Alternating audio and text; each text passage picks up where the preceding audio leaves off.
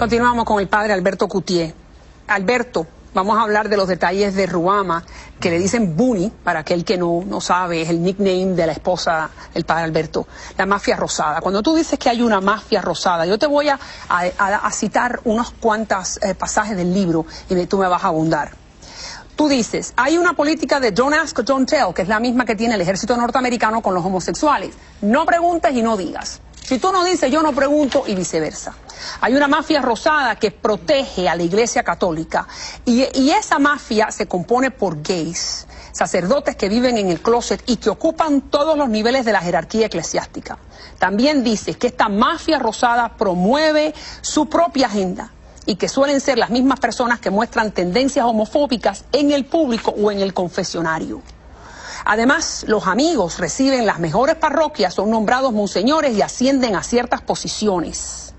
Y hay un obispo que es conocido como la Reina del Sur en una diócesis. Pero wow, para los hermanos católicos que nos están mirando, que aman a su iglesia, esto tiene que ser muy fuerte. Yo la amo también. Sí, yo también amo esa iglesia. Yo creo que cuando uno critica sin fundamento o dice las cosas sin fundamento, eso es muy malo. Como muchos titulares que han dicho, el padre Alberto ataca a la iglesia. Yo no estoy atacando a la iglesia católica. Yo creo que estoy diciendo experiencias que yo viví durante casi 25 años discerniendo, preparándome y viviendo el sacerdocio. Esto no es un ataque sin fundamento. Esto es lo que yo viví y lo que vi con estos ojos. Pero nadie se atreve a decir esto. Bueno, es que nadie quiere pasar a 8 años en un seminario para vivirlo. Nadie quiere aguantar palo, ¿no? Durante 15 años de aguantar cosas. Y no solamente eso. Esto que yo digo no se aplica a todos los sacerdotes. No, claro. Pero ciertamente se aplica a un grupo de sacerdotes que tienen mucha influencia. Y usted le pregunta a casi cualquier sacerdote, no solamente en Estados Unidos, América Latina, y te dicen, sí, realmente es así. Hay gente que usa la posición y la situación para proteger a otros que están en situaciones similares. Esto ha salido en los... Le voy a decir algo, el padre Alberto no es el único que ha escrito este libro. El padre Daniel Cousins, que fue profesor 40 años en Baltimore, escribe. El padre Richard Sipe, monje que ahora es psiquiatra, habla sobre este tema. Pero Cousins dice que el 60% de los sacerdotes católicos en Estados Unidos son homosexuales. El 60% de los católicos, de los sacerdotes católicos en este país son homosexuales. Lo practiquen o no lo practiquen. Ya hay una gran hipocresía. Eso lo dice el padre Daniel Cousins. Sí, en su libro. Y te voy a decir algo, a mí no me molesta, de hecho, que los sacerdotes sean homosexuales. Lo que me molesta es que por un lado digan, no seminaristas homosexuales, como ha dicho el Papa Benedicto, no sacerdotes homosexuales en la iglesia, cuando él muy bien sabe que hasta en los más altos niveles del Vaticano existen sacerdotes homosexuales. Alberto, es que la Iglesia Católica condena el homosexualismo, como también lo condenan otras iglesias, pero hablemos de la católica. Dicen que es intrínsecamente desordenado. Entonces tú no puedes decir, en mi opinión, que un ser humano creado por Dios es intrínsecamente desordenado. Porque yo creo que eso en sí es un desorden. O sea, si Dios nos ha creado a todos diferentes, si tú ves los árboles y todos los árboles son diferentes, y ves las aves del cielo, y ves el mar, y ves todo, y todo en la creación es diferente, porque un ser humano que tiene orientación homosexual es intrínsecamente desordenado. Pero aparte de eso, estamos hablando de la gran hipocresía que demuestran estas palabras. Si tú me estás diciendo que hay un obispo que le dicen la Reina del Sur y que en el seminario había un alto grado de homosexualidad en el que ya tú estuviste y de promiscuidad, y que el rector tenía un amante seminarista, esto está en tu libro, y que el obispo tenía algunos amantes seminaristas, por favor, estamos hablando de unos niveles de hipocresía espantosos. ¿O no? Yo no diría que es espantoso, fíjate, yo diría que es parte de la cultura. O sea, como que se adaptan a esto, y es lo mismo del gobierno norteamericano con el ejército. Don't ask, don't tell. Mientras que no salga y no se diga, no es un escándalo. Déjame darte un ejemplo. Ahí yo digo, en una pizarra bastante fuerte, sale el rector un día y mira la pizarra y ve que un joven que habían votado del seminario por una situación de homosexualismo, le dan un alto cargo en la diplomacia vaticana. Y eventualmente él sigue subiendo. ¿Y cuál fue la reacción del rector? Dice, ¿con qué cardenal se habrá acostado para llegar a esa posición? Eso fue un rector de un seminario delante de un montón de seminaristas. Es una frase muy fuerte. ¿Cómo? Pero repítemelo otra vez. ¿Con qué cardenal se habrá acostado para llegar a esa posición? Ese fue el rector del seminario mío, delante de un grupo de seminaristas que la mayoría somos sacerdotes hoy día. ¿Y qué tú pensaste en ese momento? No, gente, yo tenía 19, 20 años y decía, ¿qué está hablando él? No, para mí los cardenales no se acostaban con nadie, ¿no? Y para mí también. Y entonces eso era un poco doloroso. Doloroso para un hombre joven que tenía esta imagen idealista de la iglesia.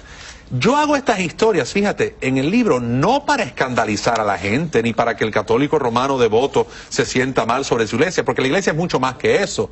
Y uno tiene que ver también el Espíritu Santo que actúa a través de toda esta fragilidad humana. Claro. Y yo lo veo. Que tiene compasión de nosotros los pecadores. Exacto, pero yo creo que no conocer esas cosas es no conocer toda la historia.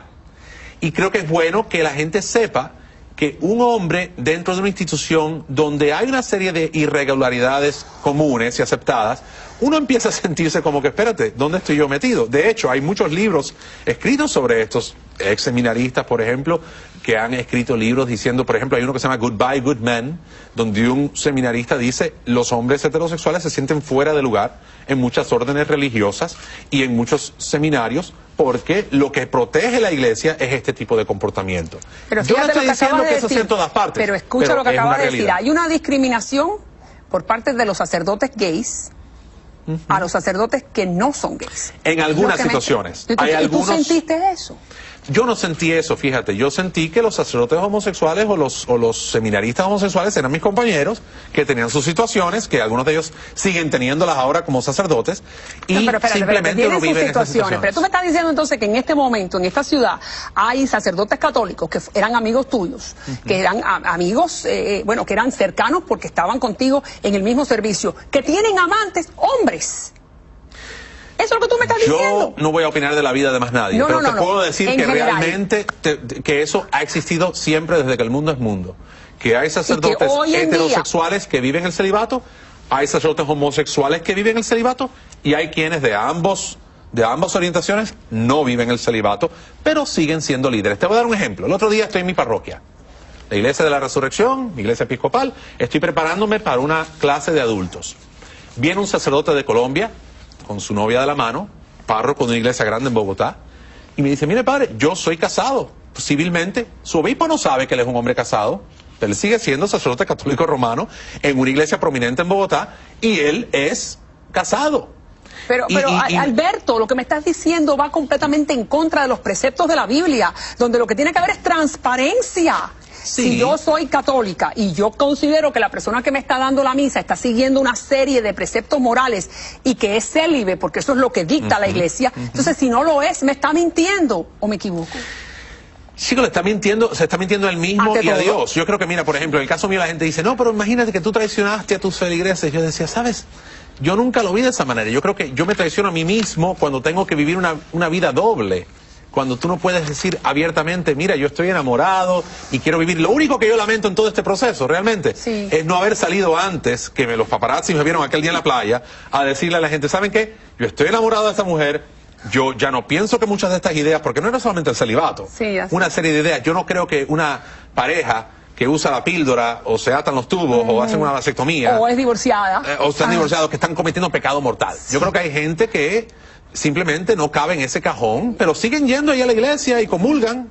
Bien. Y yo te digo, está bien que comulguen, pero la iglesia dice que no pueden, porque casi todo el mundo tiene un problema. Si tú usas in vitro para tener hijos, tampoco puedes tener la comunión, condones, porque es... Y vamos a hablar de ese momento de la iglesia, de la playa, que bueno, todos lo vimos, y vamos a ir ahí próximamente, pero háblame un poquito más de cuando estos sacerdotes que tú me estás diciendo que algunos de ellos llevan una vida homosexual, le niegan la solución a los gays, a las lesbianas, que vienen pidiendo algún tipo de sosiego porque se sienten en pecado. Esa es una historia que yo cuento en el libro que fue real. Yo estaba en un confesionario un día y me acuerdo que una joven, creo que de buena intención, vino y me dijo, mire padre, yo estoy luchando con esto, esta es mi situación, esta es mi orientación. Yo no lo podía ver porque está al otro lado de la pantalla, pero me imagino que era una persona bastante joven, y me dice, yo me siento mal porque el padre tal me dijo que yo me voy al infierno, que estoy en pecado mortal, porque estoy muy mal, porque esta situación. La gente siempre dice, te voy a decir su versión, no estoy seguro que el padre le dijo eso, pero el padre más o menos le hizo entender a ella que tenía una situación muy grave y que no podía comulgar. Y cuando me preguntó a mí, y le digo, bueno, ¿y qué pasó? ¿Cómo fue que pasó esto? Porque empezó a llorar y eso. Le digo, pero ¿quién te dijo esto? Se sentía lesbiana. Y sí, de repente me dijo, el padre tal, y me dio el nombre del padre. Y de verdad, yo no le dije nada a ella. Pero yo por dentro, y lo cuento en el libro, me sentí tan mal porque ese padre tenía reputación de tener su pareja y de estar en otra situación de homosexualismo. Y decía yo, ¿cómo es que la misma gente, siendo homosexual dentro de ella, se discriminan tanto a estas personas que vienen buscando ayuda. O sea, y te voy a decir, hay algo maravilloso en ser episcopal, y te digo esto, que en nuestra iglesia hay gente ultra conservadora, hasta el punto que son hasta más conservadores que muchos católicos romanos, y hay gente ultra liberal, ¿no? Yo quisiera pensar que no soy ni de un extremo ni del otro, pero la realidad es que a todo el mundo se le acepta y se le respeta, y no se le impone ser algo que no son. Y si hay un sacerdote que es homosexual, se sabe que esta persona por lo menos se compromete o al celibato o a vivir en una pareja decentemente y no a esta promiscuidad de ir visitando los clubes gays. Porque hay que recordarle a los amigos que nos están mirando que los episcopales, la iglesia a la que pertenece Alberto ahora, permite que haya obispos gays, que haya... bueno, tenemos uno que es abiertamente gay y digo yo, bueno, ok, tienes uno que es abiertamente gay que lo dice, pero aquí tienes decenas de ellos que lo son y lo están enclosetados, ¿no? Así que, ¿cuál es la diferencia? Vamos a hablar de los episcopales más adelante, porque yo sé que yo soy episcopal por la mañana y cristiana evangélica por la noche, porque mi hija está en una iglesia episcopal. Una mujer me llamó la atención, era hermosa, con una figura impresionante, cabello largo y oscuro y ojos claros, miel profundo. Cuando nuestros ojos se encontraron fue sencillamente magnético. Algo hizo clic. Durante 11 años tú estuviste enamorado de Booney, tu actual esposa. Ahora me vas a contar cómo fue la playa. Ya regreso.